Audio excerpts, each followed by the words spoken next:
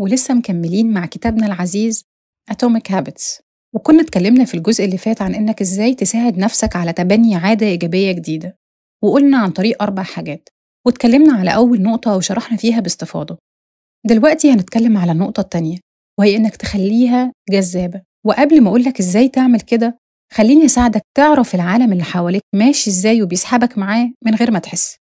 وأول مثال لازم أتكلم عنه هي وسائل التواصل الاجتماعي.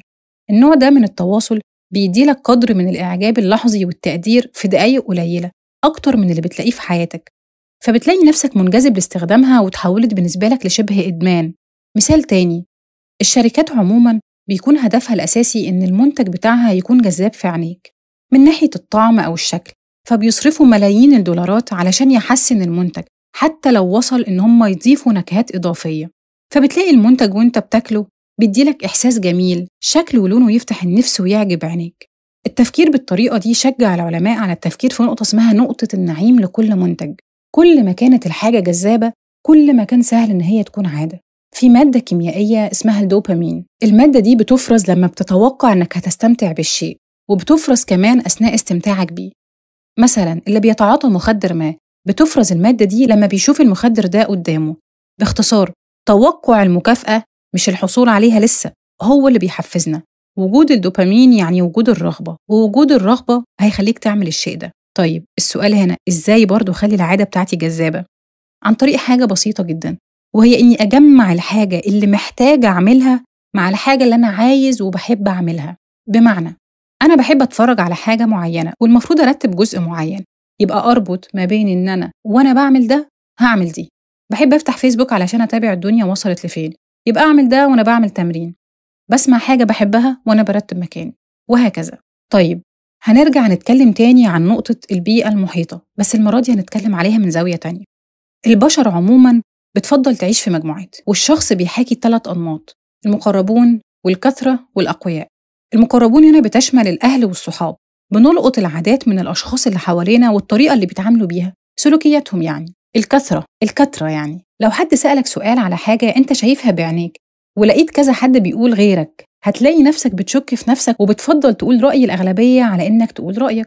وبنفضل إن إحنا نكون مخطئين بس نكون مع مجموعة على إننا نكون صح بس لوحدنا. الأقوياء، الشخص اللي في مكانة مرتفعة بيحظى بالقبول والاحترام والمدح، فلما بتلاقي شخص كده في مجال أو تخصص أنت مهتم بيه، بيكون سهل عليك وشيء جذاب بالنسبة لك إنك تحاكي طريقته ووصفته، لأن هي وصفة مجربة وناجحة. بشكل عام كده، لو العادة أو السلوك ده عاد علينا بالقبول والاحترام والمدح، فهتلاقي السلوك ده جذاب.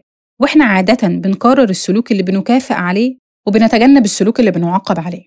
طيب بداية العادات السيئة معظمها بيكون من الصحاب. ما تحاولش تختبر نفسك وتقول عادي أنا هقعد معاهم بس ماليش دعوة باللي بيعملوه، لأنك مهما حاولت تقاوم نفسك فمش هتقدر. فمن الآخر كده اسحب نفسك وتوكل على الله.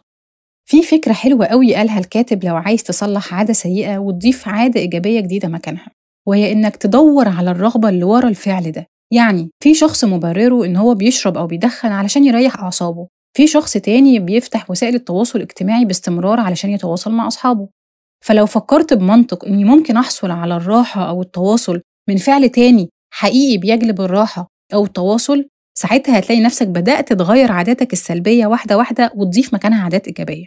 نقطة تانية، لو غيرت طريقة صياغتك للمواقف الحياتية المفيدة والعادات الإيجابية، يعني بدل ما أقول أنا فرض عليا أو لازم أصحى بدري علشان أعمل كذا وكذا، ففكر فيها بطريقة تانية وأقول إن ربنا اداني فرصة جديدة علشان أقوم بدري وأبدأ يومي في طاعة وعمل. بمعنى أصح كده، حول كل حاجة بتعملها من الفرض لإرادة خالصة منك. والكاتب بيحكي لنا قصة جميلة قوي لشخص في كرسي متحرك، ولما اتسأل الشخص ده عن صعوبة كونه حبيس للكرسي اللي هو قاعد عليه، رد الشخص ده رد جميل جدا وقال له أنا مش حبيس للكرسي، الكرسي ده بيحركني، لولا أنا كنت هفضل في سريري طول الوقت ومش هقدر أخرج من بيتي. ثالث نقطة معانا وهي إنك تخليها سهلة. وقبل ما أقولك إزاي تعمل كده، خليني أقولك الأول ليه مهم تعمل كده. إحنا بنلاقي نفسنا مش قادرين نتقدم، بنحاول نحط الخطة المثالية للتغيير، بس بننسى إن إحنا ناخد الخطوة ونعرف بالتجربة إيه الأفضل بحيث نضيفه للخطة الأصلية. حطها قدام عينيك دايما، المثالية عدو ما هو جيد. حاول تبقى واخد بالك دايما في فرق ما بين الحركة والفعل. الحركة مش بالضرورة لاقي منها نتيجة ملموسة، بس الفعل هو السلوك اللي بيؤدي لنتائج حقيقية وواضحة. فمثلا لو انت قعدتي تدوري على أنظمة غذائية كتير وقريتي كتب، دي كده اسمها حركة. بس لو أكلتي وجبة صحية، ده كده اسمه فعل. هي الحركة مفيدة في حد ذاتها، بس مش هتديلك نتيجة لوحدها. الفعل هو اللي هيطلع لك النتيجة المطلوبة. طيب سؤال، هو أنا ليه بعمل الحركة طالما مش بتديلي نتائج؟ أنا غاوي وجع قلب مثلا؟ أقولك أوقات علشان فعلا بنكون محتاجين لخطة، أو علشان نتعلم أكتر. بس ساعات كتير إحنا بنعمل كده عشان الحركة بتدينا إحساس إن إحنا بنتقدم من غير ما نخاطر ونفشل، فبنأجل الفشل والتعرض للنقد. لأنك لما تعمل حاجة جديدة طبيعي يكون فيها حاجة ناقصة أو مش هتعجب كل الأذواق. الحركة بتديلك إحساس بالإنجاز، فبتتحول الحركة دي لشكل من أشكال التسويف. لو عايز تتقن أي عادة، الفكرة إنك تبدأ مع التكرار، مش إنك تسعى للكمال من أول مرة. الفكرة إنك تبدأ. طيب سؤال بيجي في بالنا دايما لما بنبدأ عادة جديدة، هي العادة الكويسة اللي أنا بدأتها دي محتاجة مني وقت قد إيه علشان تبقى أوتوماتيكية؟ الإجابة هنا مش في رقم معين. الكاتب بيقول لنا السر في التكرار. العلماء بيسموها التكرار طويل المدى، يعني تكرار العادة بيؤدي لتغييرات مادية واضحة في دماغك.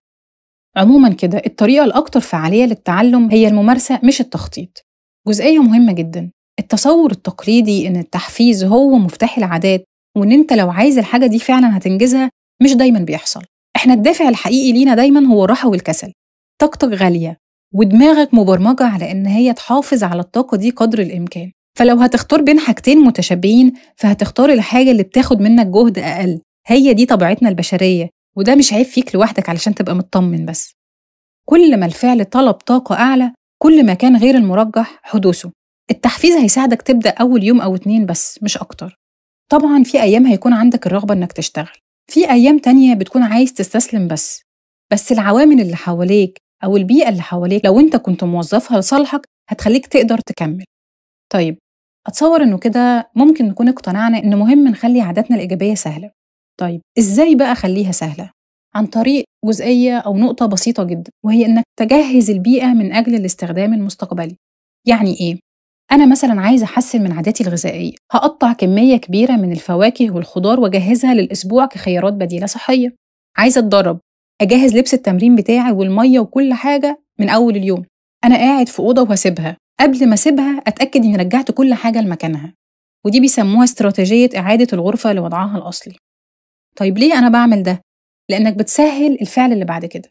طيب تعمل العكس بقى عشان تصعب عاداتك السيئة. فمثلا أنت طول النهار بتتفرج على التلفزيون، طيب جرب تفصله بعد كل مرة بتتفرج عليها. حط ريموت في مكان بعيد عن الكنبة اللي أنت متعود تقعد عليها، شيل البطارية منه. امسح وسائل التواصل الاجتماعي بعد كل مرة بتفتحها ونزلها لما تحب تستخدمها. ليه كل ده؟ لأني لما بزود الصعوبة المصاحبة للسلوكيات السيئة، كل ما قل احتمال حدوث العادة دي.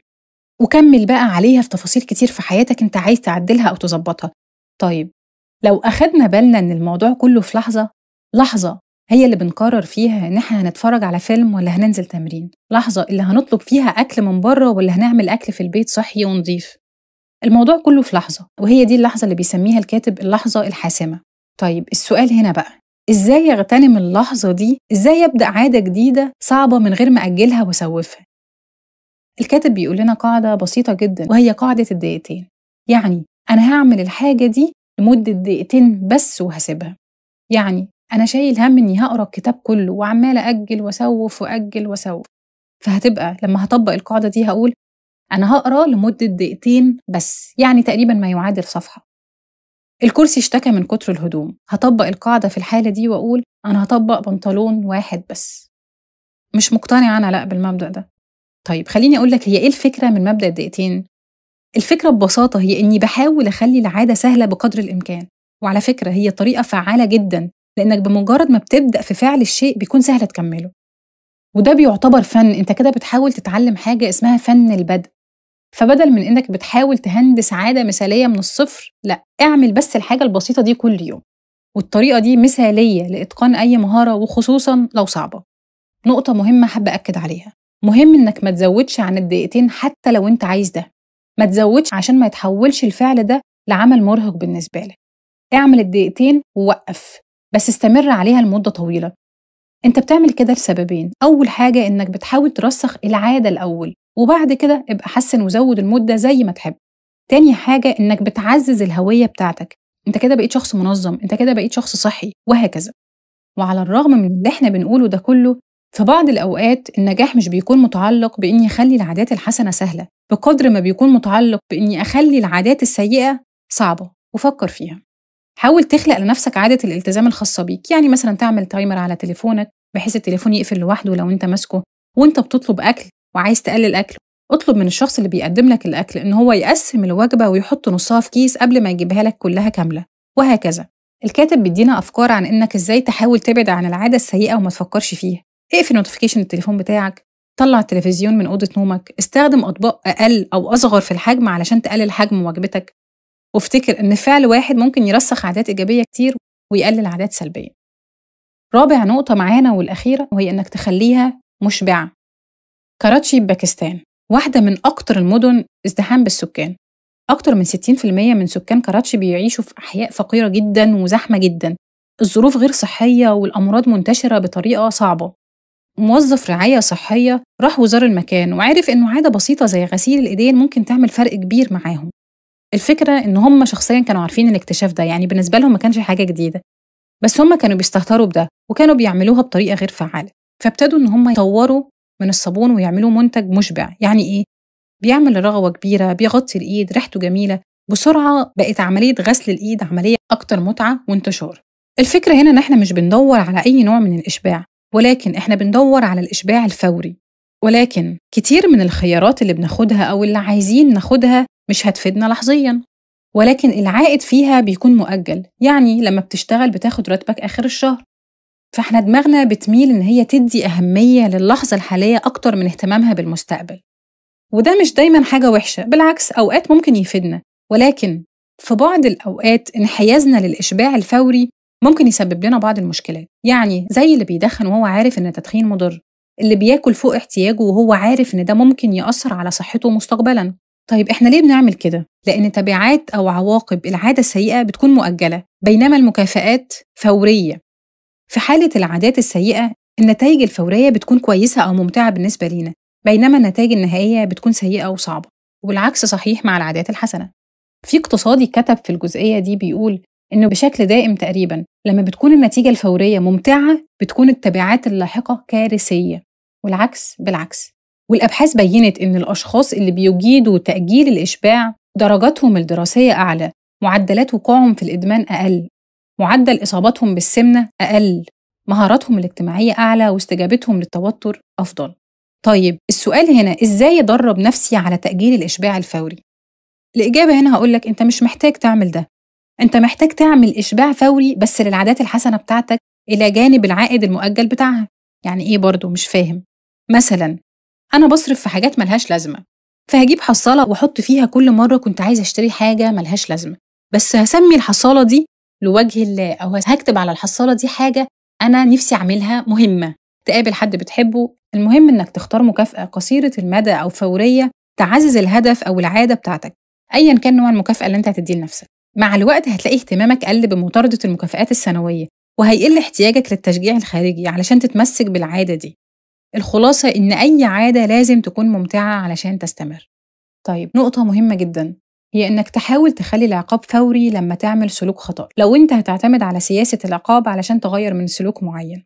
ومهم كمان إن العقاب اللي أنت هتحطه لنفسك يكون مؤلم كفاية ومن المؤكد وقوعه، ودي طبعا بتختلف من شخص للتاني. والفيديو الجاي هنشرح فيه إزاي نعمل كده بالتفصيل. بس كده، أعاننا الله وإياكم.